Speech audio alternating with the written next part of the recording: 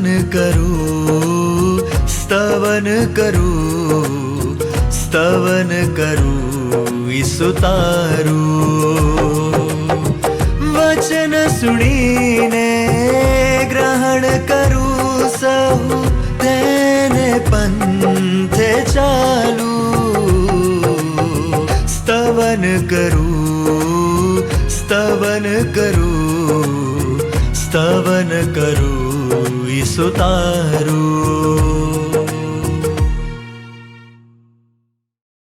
પ્રિય મિત્રો, સ્તવન કાર્યક્રમની સમગ્ર ટીમ તરફથી આપ સૌને પ્રેમભરી શુભેચ્છાઓ. અમે આ કાર્યક્રમમાં આપનું સ્વાગત કરીએ છીએ. અમને ખાતરી છે કે આ કાર્યક્રમ દ્વારા આપને ઈશ્વરના વચનોમાંથી આત્મિક લાભ મળી રહ્યો હશે. આ કાર્યક્રમમાં આપણે પવિત્ર શાસ્ત્ર બાઇબલમાંથી જુદા જુદા પુસ્તકોનો અભ્યાસ કરીએ છીએ. મિત્રો, આ દિવસોમાં આપણે બાઇબલના જૂના કરારમાંથી હજકીએલ નામના પુસ્તકનો અભ્યાસ કરી રહ્યા છીએ. તેમાં હજકીએલ પ્રબોધકની જુદી જુદી ભવિષ્યવાણીનો ઉલ્લેખ કરવામાં આવ્યો છે. તેને સમજવા માટે આપ નિયમિત રીતે સ્તવન કાર્યક્રમમાં જોડાશો એવી મારી વિનંતી છે. તો ચાલો આજના અભ્યાસની શરૂઆત કરીએ.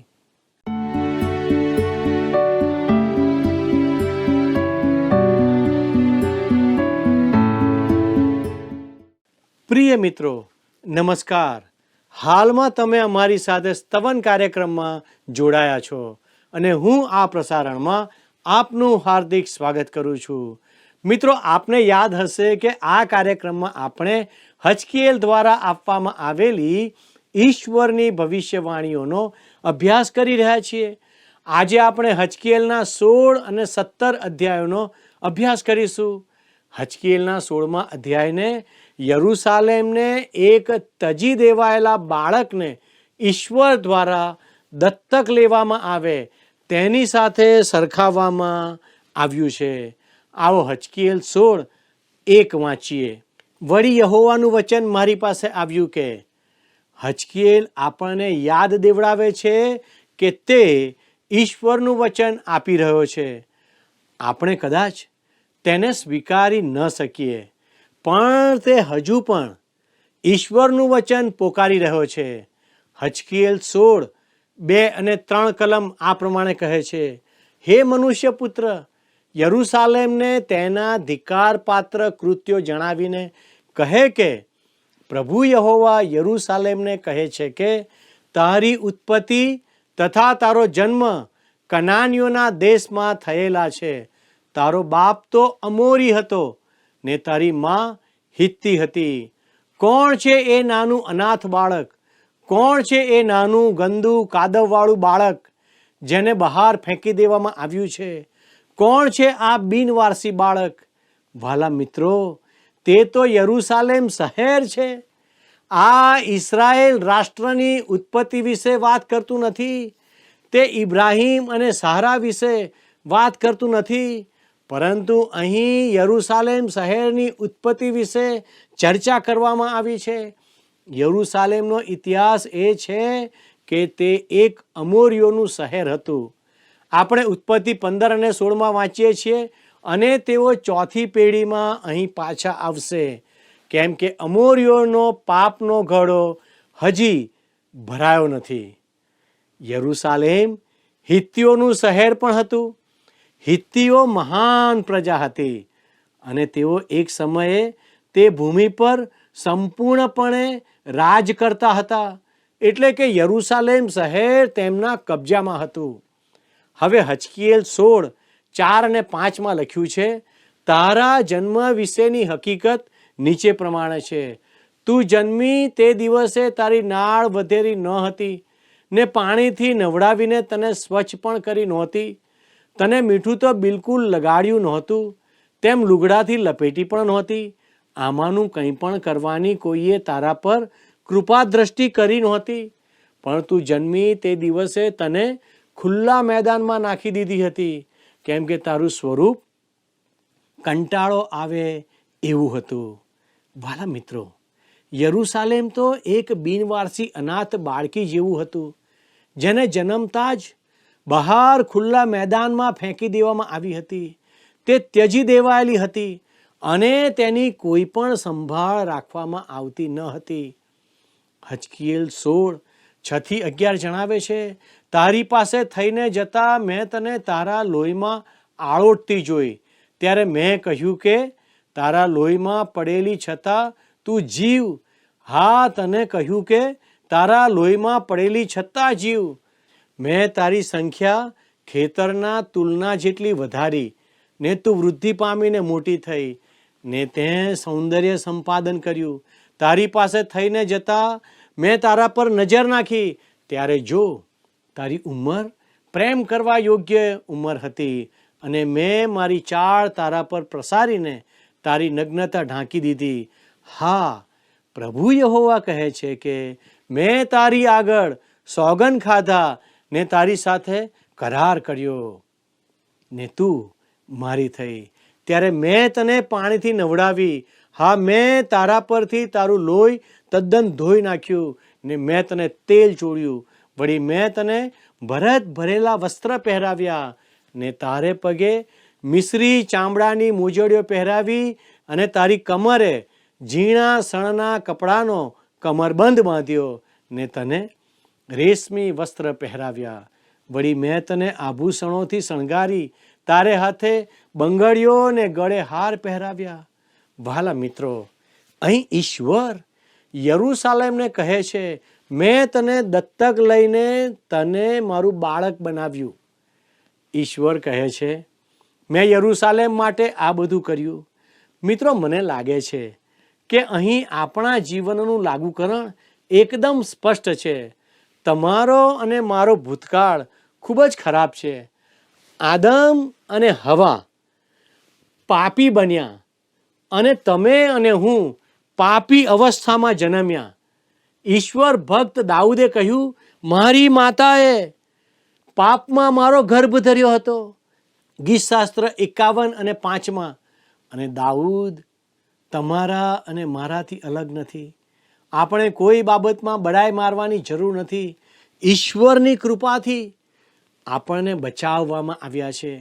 આપણે તો અપરાધો અને પાપમાં મૃત હતા. ઈશ્વરે યરૂશાલેમ માટે શું કર્યું?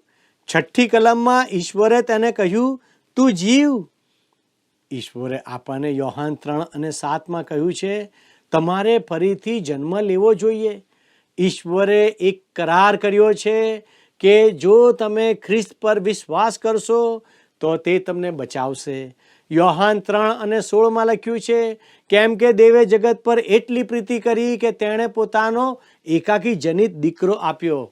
એ સારું કે જે કોઈ તેના પર વિશ્વાસ કરે તેનો નાશ ન થાય પણ તે અનંત જીવન પામે. પ્રભુએ તે નાના બિનવારસી બાળકને, ગંદા અને મલિન બાળકને પોતાના લોહીમાં લીધું અને કહ્યું, પછી મેં તને પાણીથી ધોઈ નાખ્યું. તેવી જ રીતે આપણે નવા જન્મથી સ્નાન પામીને અને પવિત્ર આત્માથી અભિષેક પામીને નવીનીકરણ પામી શકીએ છીએ. અહીં લખ્યું છે, મેં તારામાંથી લોહી સંપૂર્ણપણે ધોઈ નાખ્યું. પ્રભુ ઈસુએ વધસ્તંભ પર મારો દોષ સહન કર્યો. આજે ઈશ્વરના બાળક પર કોઈ દોષ નથી. ઈશ્વર આજે તેમના બાળકને પવિત્ર આત્માના તેલથી અભિષેક કરે છે. મેં તને બારીક શણના વસ્ત્રથી મીટાડ્યો. આપણને ખ્રિસ્તના ન્યાયપણાથી ઢાંકવામાં આવ્યા છે, જેથી આપણે ઈશ્વર પિતાની હાજરીમાં ઊભા રહી શકીએ. આ શહેરનું શું થયું? ઈશ્વર કહે છે કે જ્યારે તે મોટી થઈને એક સુંદર યુવતી બની ત્યારે તેણે વેશ્યાનું પાત્ર ભજવ્યું.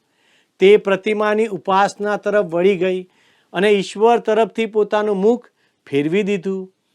ઈશ્વર એવા વિશ્વાસીઓ પર દયા કરે જે થોડા સ્વાર્થ માટે પોતાની જાતને સંસારને વેચી દે છે.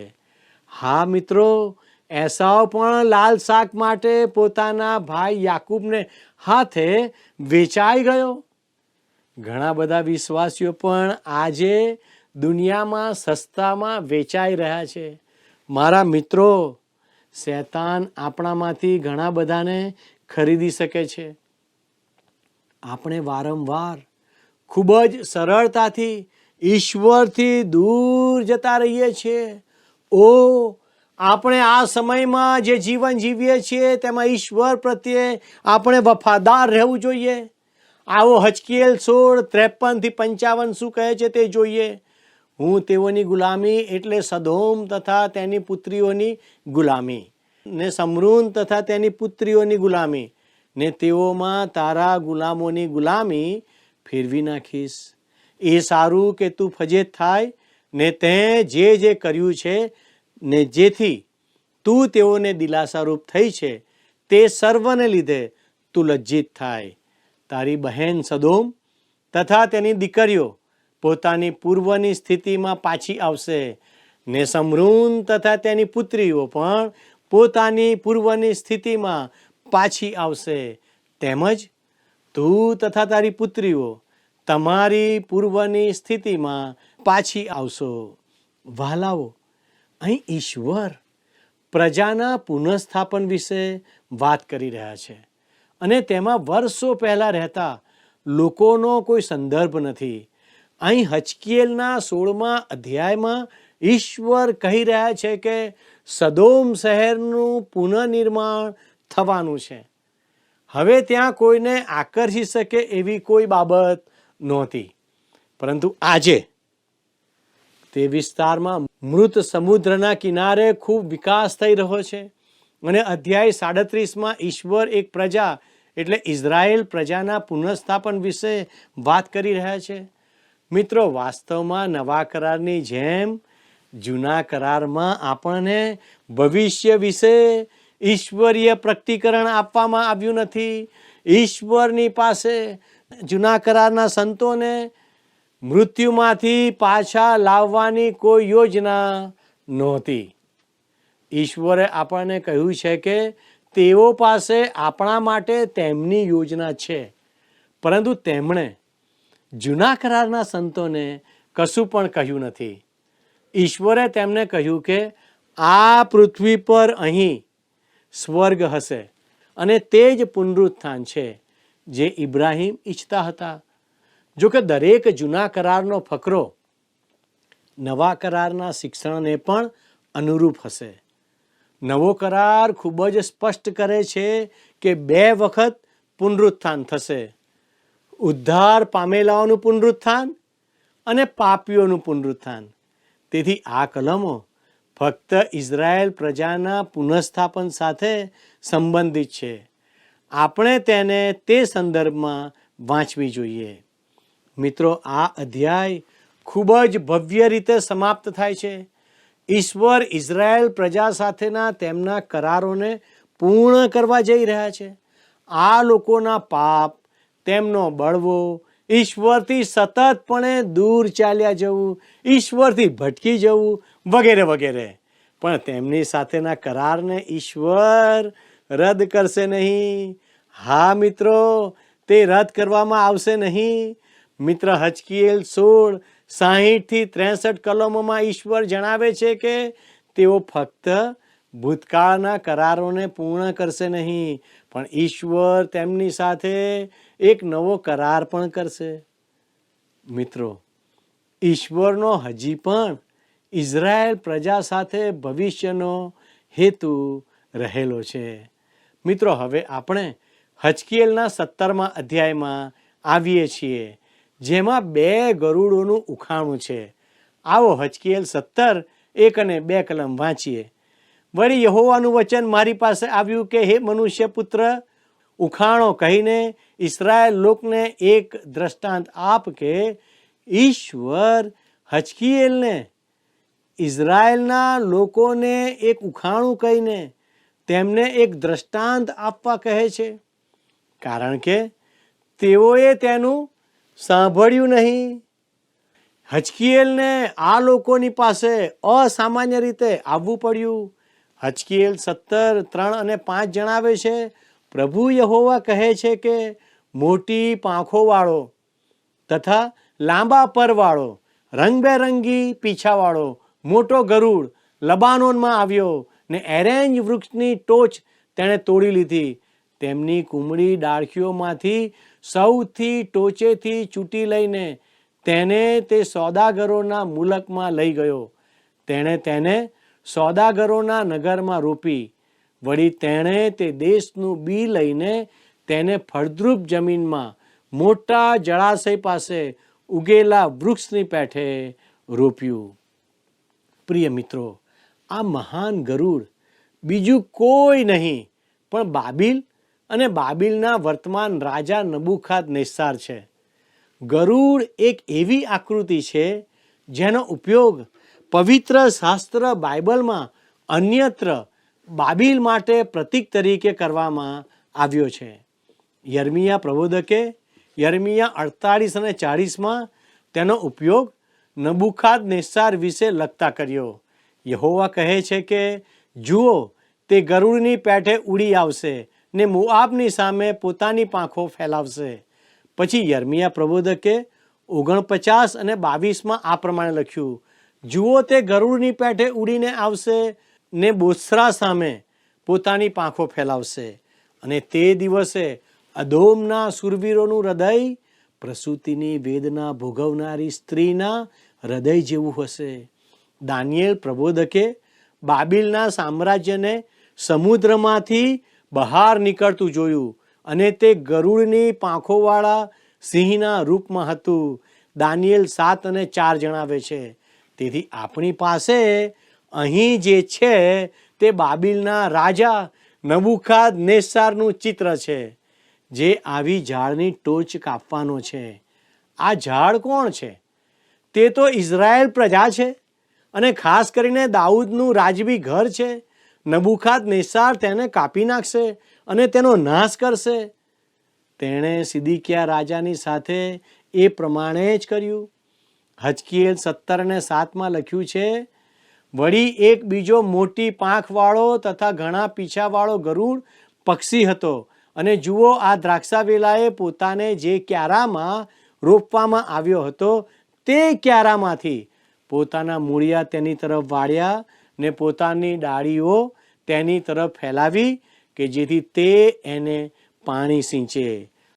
વાલા મિત્રો, બીજું ગરુડ પક્ષી મિસર દેશ છે, જે તે સમયે પણ એક મહાન સામ્રાજ્ય હતું. સિદકિયાને નબુખાદનેસ્સાર દ્વારા ગાદી પર બેસાડવામાં આવ્યો હતો અને તેઓએ સાથે કરાર કર્યો હતો. જો કે સિદકિયાએ તે કરારનો ભંગ કર્યો ને તે મિસર તરફ વળ્યો. અહીં તે ડાળીઓ દ્વારા દર્શાવવામાં આવ્યું છે જે મિસર તરફ ઝૂકી છે. દ્રાક્ષાવેલો મિસરની જમીનમાં રોપવામાં આવ્યો છે. તેમાંથી તે સામર્થ્ય મેળવવા માગે છે, પરંતુ ત્યાં કોઈ પરાક્રમ રહેશે નહીં, કારણ કે મિસરનું પણ પતન થશે.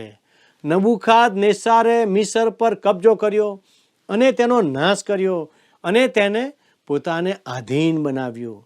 હવે આ તો હજકીએલ પ્રબોધકના દ્રષ્ટાંતમાંથી ઉદ્ભવતો સંદેશો છે. આવો હજકીએલ 17, 12-15 કલમો વાંચીએ. હવે બંડખોર લોકોને તું કહે કે આ વાતોનો 100 અર્થ છે, તે શું તમે નથી જાણતા? તેઓને કહે કે જો બાબિલનો રાજા યરૂશાલેમ આવીને ત્યાંના રાજાને તથા ત્યાંના સરદારોને પકડીને પોતાની પાસે બાબિલમાં લઈ ગયો, તેણે રાજાના કુટુંબમાંના એક માણસની સાથે કોલ કરાર કર્યા. વળી તેણે તેની પાસે સોગન ખવડાવ્યા અને તે રાજ્ય નિર્બળ થાય ને ગર્વ કરે નહીં, પણ તેની સાથે કરેલો કરાર પાડીને નભી રહે. માટે તે દેશના આગેવાનોને તે તેની સાથે લઈ ગયો, પણ તેને ઘોડા તથા ઘણા લોક આપવામાં આવે. તે મતલબથી તેણે પોતાના એલચીઓને મિસરમાં મોકલીને તેની વિરુદ્ધ દંગો કર્યો. શું તે ફતેહ પામશે? આવા કામો કરનાર શું બચી જશે? શું તે કરાર તોડ્યા છતાં પણ બચી જશે?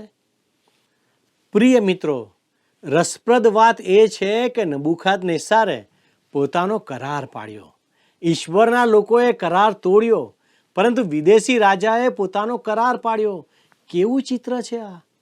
કેટલાક એવા લોકો જોવા મળશે જેઓ હજી પણ પોતાનું બાઇબલ લઈને ફરે છે, પરંતુ તેમના હૃદય ઈશ્વરથી દૂર છે અને તેમ ઈશ્વરની વાત પર તેઓ વિશ્વાસ કરી શકતા નથી. બીજી બાજુ એવા વેપારીઓ પણ છે જેઓ ઉદ્ધાર પામ્યા નથી છતાં પ્રમાણિક માણસો છે. નબુખાદનેસ્સાર રાજા આવીને સિદિકિયા રાજાનો નાશ કરશે. હજકીએલ 17 અને 18 જણાવે છે, કેમ કે કરાર તોડીને તેણે સોગંદને તુચ્છ ગણ્યા છે અને જુઓ, કોલ આપ્યા છતાં તેણે આ સર્વ કામો કર્યા છે. તે બચવાનો જ નથી. ઈશ્વર કહે છે, હું ઈચ્છું છું કે સિદિકિયાને આ માટે સજા કરવામાં આવે.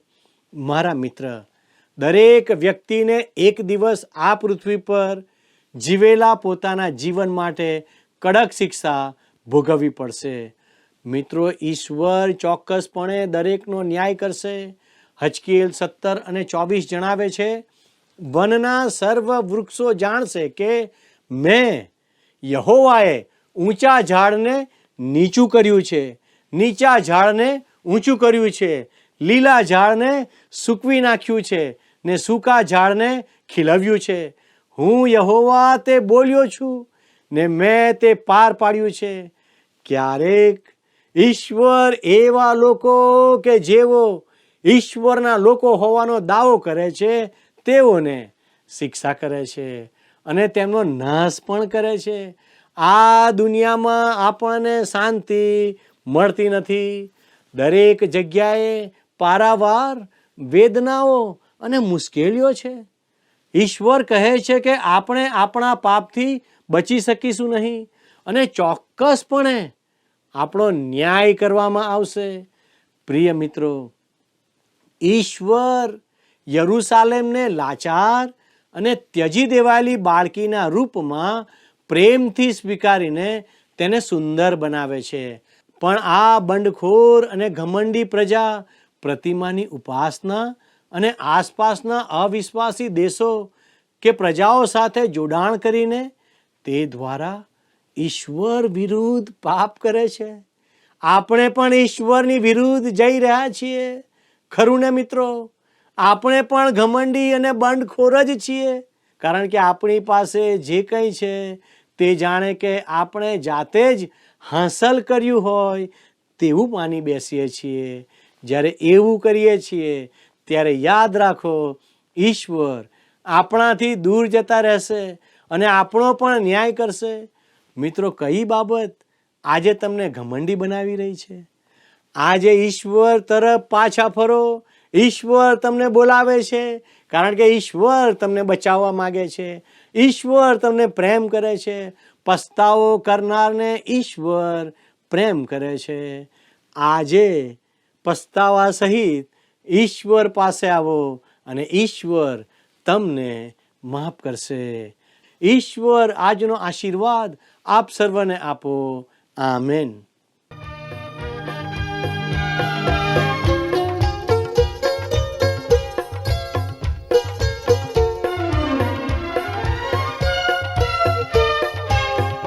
મારા તારના તારો પ્રેમ છે પૂરો છે અમલ, ને પ્રેમ પાથ અનંત ચળ દેખાડ્યો મારા પર.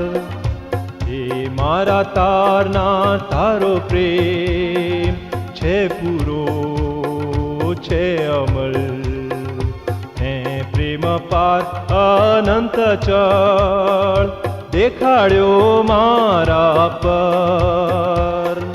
હું મારું મન ને મારું ધન જે હોય મારી કને, ને મારો જીવને મનનો ભાવ સૌ સોંપું છું તને.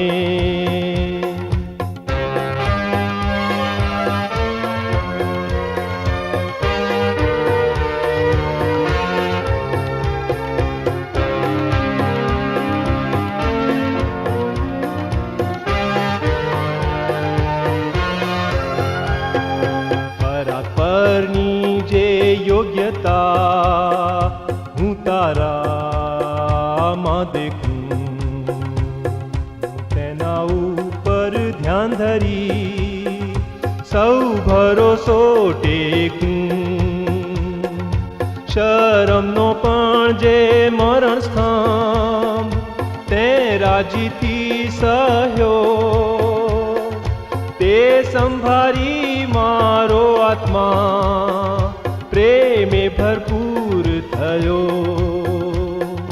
હે મારા તારના તારો પ્રેમ છે પૂરો છે અમર હે પ્રેમ પાર અનંત ચ દેખાડ્યો મારા પર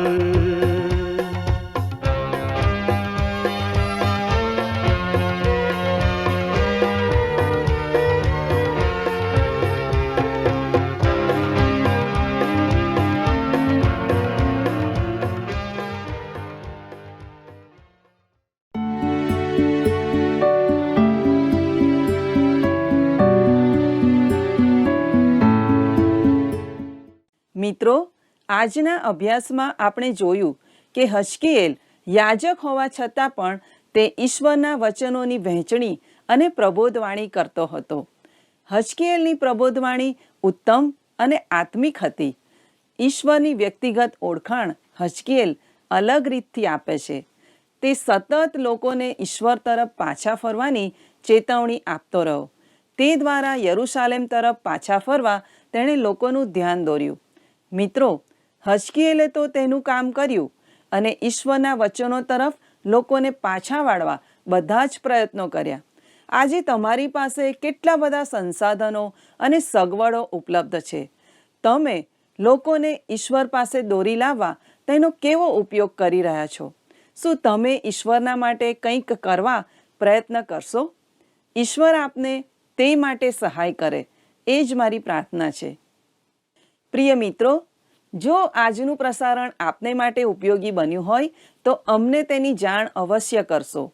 આપના મિત્રોને પણ આ કાર્યક્રમ સંબંધી જાણ કરશો. અમારી સાથે જોડાયેલા રહેશો અને આપના પ્રતિભાવો અમને અવશ્ય જણાવશો. મિત્રો, આજનો પ્રશ્ન છે, યરૂશાલેમ શહેર ઉત્પત્તિના સમયમાં કયા લોકોના શહેર તરીકે ઓળખાતું હતું? એ. પરીઝી, બી. અમોરી, સી. યબુસી, ડી. હિવ્વી. મિત્રો, ગત પ્રશ્નનો જવાબ છે એ. નિમ્રોદ. અમારો સંપર્ક નંબર છે 94 29 37 56 10 9429375610. આજના પ્રશ્નનો જવાબ પણ અવશ્ય અમને મોકલી આપશો. ધન્યવાદ.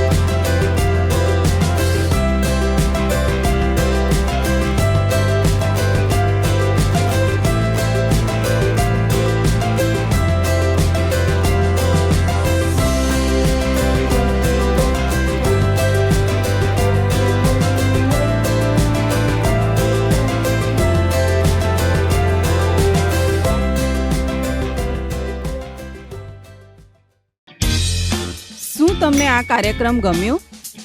અત્યારે જ અમને મિસ કોલ કરો